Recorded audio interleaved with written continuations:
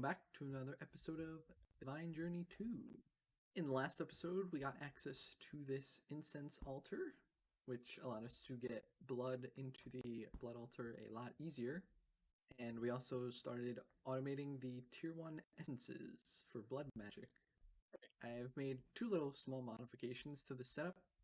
The first one being there's now a relay on this frame drawer here, and this frame drawer also has a redstone upgrade in it. And this relay is on threshold mode, and the threshold is greater than or equal to 14.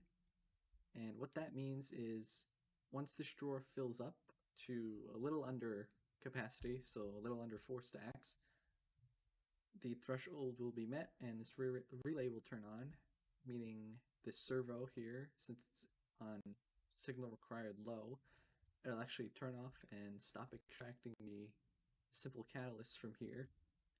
And the reason I had to do this was it was once the drawer actually filled up, it kept extracting, and then some of these simple catalysts got stuck in this retriever, meaning the table couldn't refill the glass bottles. So this just avoids that by stopping the extraction before the drawer fills up. And then the other modification is actually just for the tier 2 and tier 3 alchemy tables, and that's just instead of buffering a stack of catalysts and the other essences, I'm only buffering 16 of each, and that just basically saves on resources.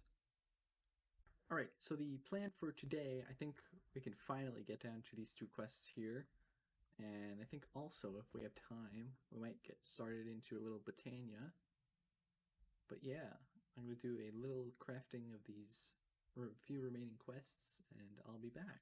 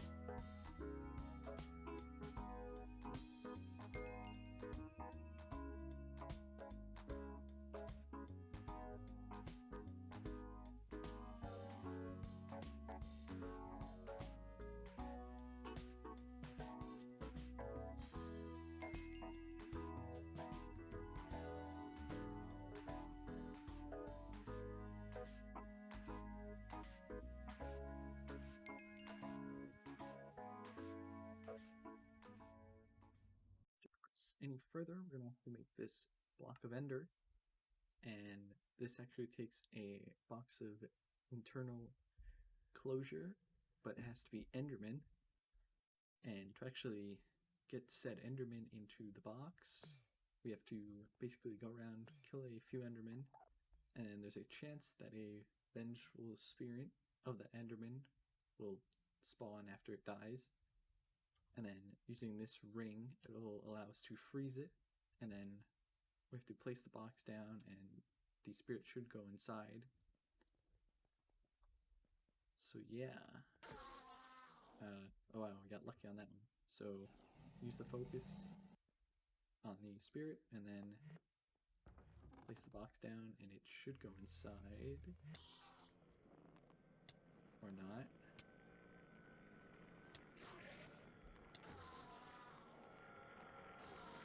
Oh, I guess maybe because there's something inside of it already.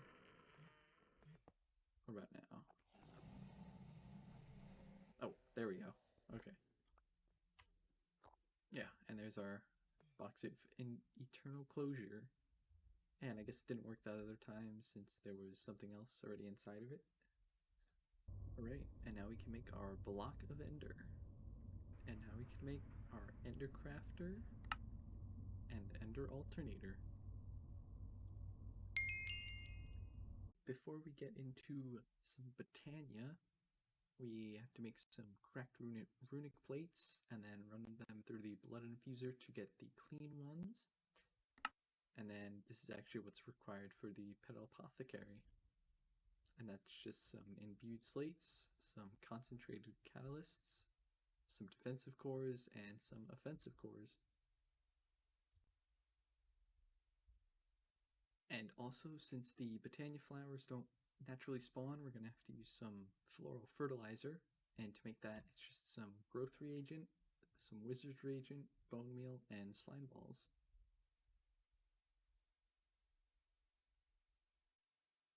Alright, to actually get our Botania flowers, we have to use this floral fertilizer, which is basically bone meal, but for the Botania flowers. And then we just have to right click on some grass, and we have a random chance at getting a few different colors. So I'm going to sit here for a bit and gather up all 16 different ones, and I think I'm going to make a space down there and try and automate the growing of all of these as well. Now that we have access to our petals and such, we can also make our petal apothecary in the ender crafter here. And the alternator basically just has to be near the crafter to pick up. And it's 1 petal, 1 tempest core, 2 clean runic plates, or 5 clean runic plates rather. And yeah, it's going to take a bit. Alright, I've gone ahead and taken the time to automate all of the 16 different Botania flowers. And the way I have this set up here is I'm using a combination of mechanical users and a vacuum chest back there. This mechanical user is what places the actual flowers down, and there's an item conduit below with a limited item filter. And it's for 4 of the petals, and then it's just on use item on block. That's what actually places it. And then this mechanical user is filled with bone meal on use item with block. That's what actually grows it. Then this one here is filled with shears. That's what breaks it. And then it gets collected by that vacuum chest back there. And then behind here, it's actually stopped right now because the drawers over there are full. But behind here, I have a structural duct with some relays on it. And basically, this relay is on comparator mode. So whenever there's items in this inventory, like there is right now, it'll send the output here to this mechanical user, and it won't shear anymore if there's items in this inventory. So that's what stops it from picking it up, and because if this ever filled up, then it would just keep harvesting and all the items would go on the ground, and that wouldn't be very good. And then below here, to actually turn it back into petals, I just have a extra utilities auto crafter here. And what's good about these is they automatically pull from any connected inventory. So it's just pulling straight from the vacuum chest and turning it right back into petals. And then the extra petals are just getting extracted on this item conduit here, and they all go into that drawer controller over there. And it's basically the setup is the exact same for the other 15 different petals. Alright, to actually get started in Botania, we're going to have to make some of these pure daisies here. And these are actually needed for both living rock and living wood. And there's also a special item in this pack called living matter. And these 3 items are basically going to craft everything in Botania. They're all the like base items and such for all the runes and all that. So yeah, to actually make these pure daisies, they're a little different. The first step is actually in the petal apothecary, and that's just with the different petals. Then we actually have to go to the Fey crafter to actually get the physical flower item. So yeah, the first step is the petal of the daisy, and that's 1 yellow petal and 3 white petals. And then we just have to throw a seed on the petal apothecary to actually get the petal of the daisy. And the way I actually have this petal apothecary set up is I have an interface there supplying the water, and then there's a conduit filtered with water buckets, and then this mechanical user is just on activate block with item, and that's what refills this petal apothecary. And to actually get our pure daisy, we just have to come to the Fey crafter and combine the petals with dirty reagent, growth reagent, and Orbis Terra. And there are our pure daisies. So to actually get our living wood, living rock, and organic matter, It's actually in-world crafts with these pure daisies. So the way to actually get them is it's actually a bit different in this pack. You can't just use regular dirt. You have to use the dimensional dirts, the dimensional stones, and the dimensional woods. So I'm just using Aether stuff because that's easy enough. But basically, you just have to place a ring around the pure daisy, and then you'll see particles emit, and eventually over time it should change over.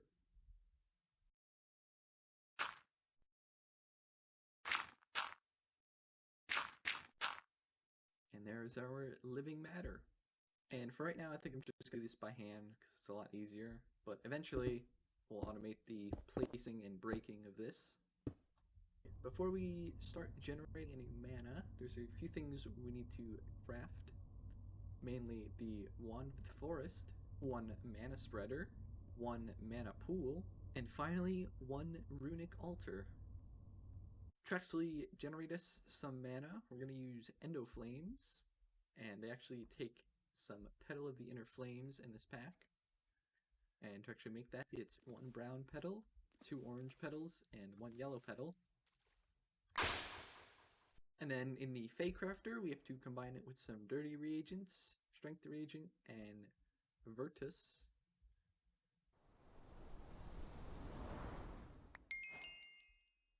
And there are our Endo Flames. Okay, I've gone ahead and made a temporary little setup here for generating mana. And basically how this works is there's item conduits that are feeding these precision droppers with coal blocks, and they obviously get dropped onto the pressure plate, and if it doesn't get consumed by the Endo Flames, it'll just sit there.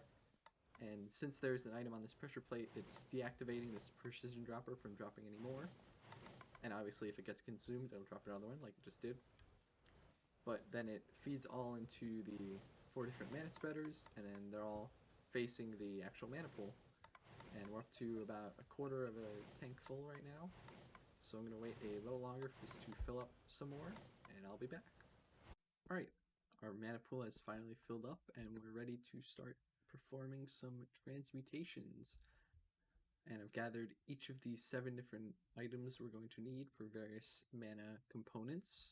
Mainly Mithril will be for mana steel ingots, Flux Pearls for mana pearls, Hyper Diamonds for mana diamonds, Golden String for mana string, Hardened Enderium Glass for mana glass, Photovoltaic Composite for mana dust, and Nether Quartz for mana quartz.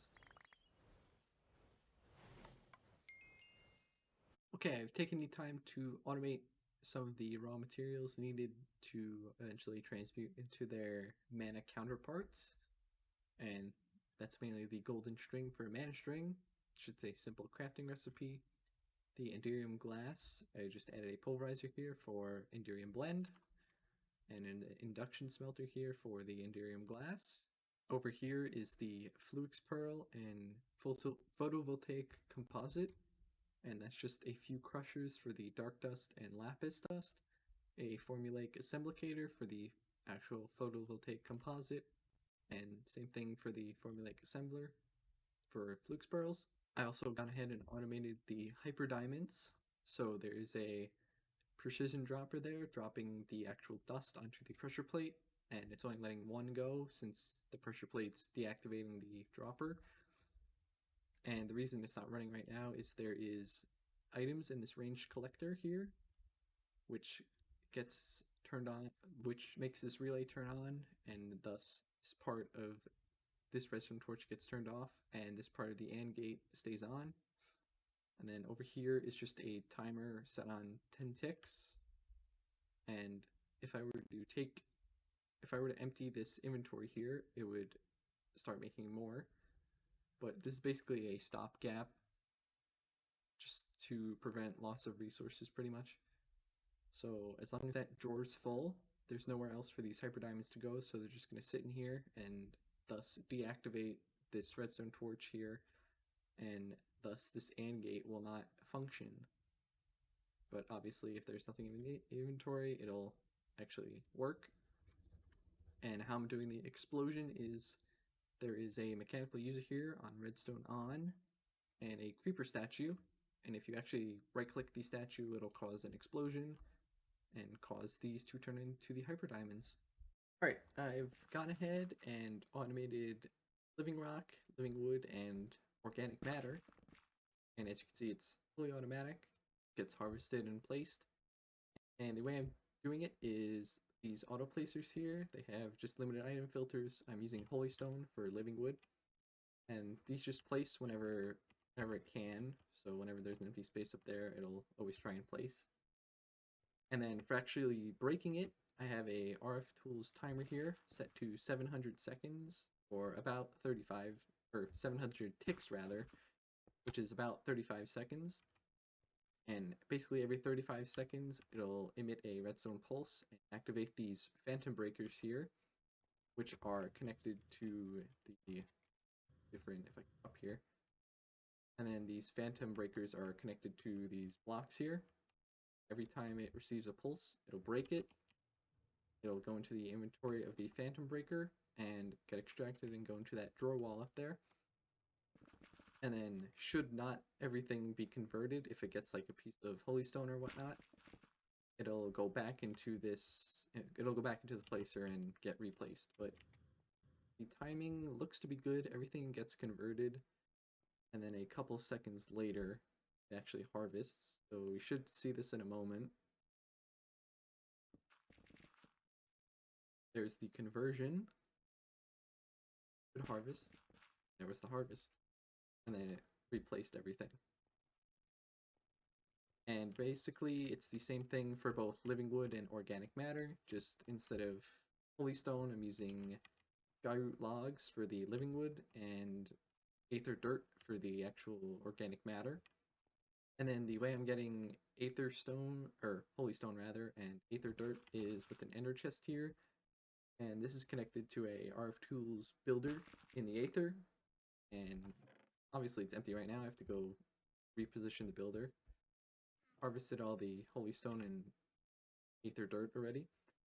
And then for these skyroot logs, I'm just throwing them on a plant gatherer.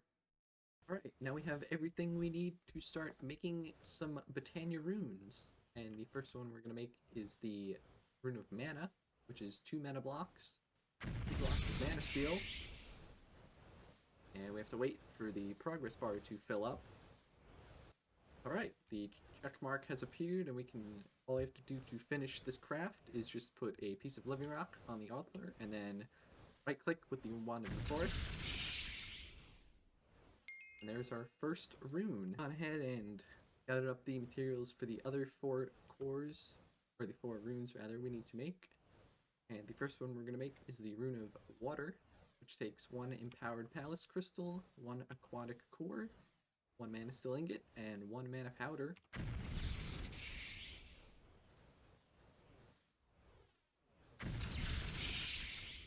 Next up is the Rune of Fire, which is 1 Empowered Restonia Crystal, 1 Fire Core, 1 Mana Steel Ingot, and 1 Mana Powder.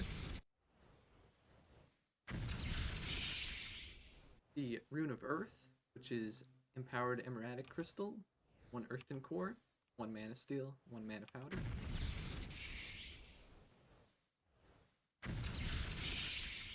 And finally, the Rune of Air, which is 1 Empowered Diamantine Crystal, 1 Gusty Core, 1 Mana Steel Ingot, and 1 Mana Powder.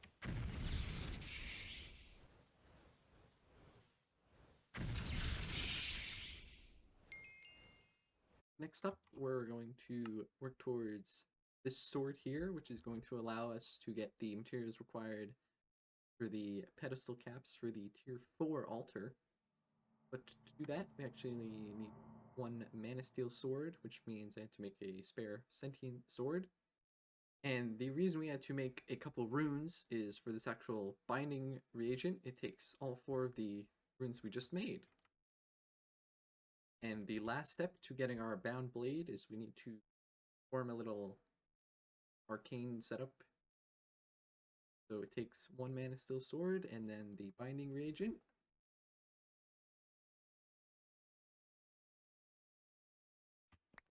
And now there is our bound blade. Right. The reason we actually need this bound blade is for weak blood shards. The only way to obtain said weak blood shards is by killing mobs with this bound blade. And the way you actually activate it is you just shift right click and it goes into activated mode. And when it's active, if you start killing mobs, you'll start getting these weak blood shards, which can be used for the capstones for the next blood altar tier. And also make sure to not keep this active all the time, as it'll continuously drain LP from your network. Bloodstone tiles, we need some hybrid abyssalium ingots, which is just a simple alloy smelter recipe of chunks of abyssal night ingots, and radium. After a bit more crafting, we can make our 5 large bloodstone tiles.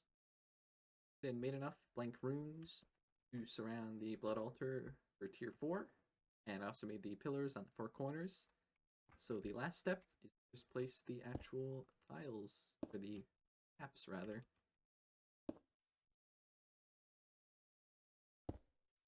And we should be at tier 4 now. Second, yep. Alright, we now have a tier 4 blood altar.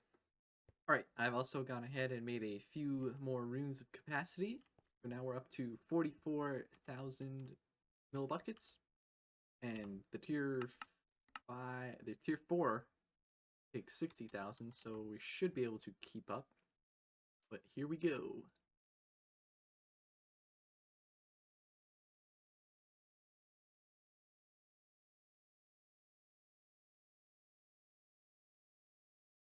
Alright, and there's our Master Blood Orb. I think I'm going to end this episode here. So yeah, thanks for watching.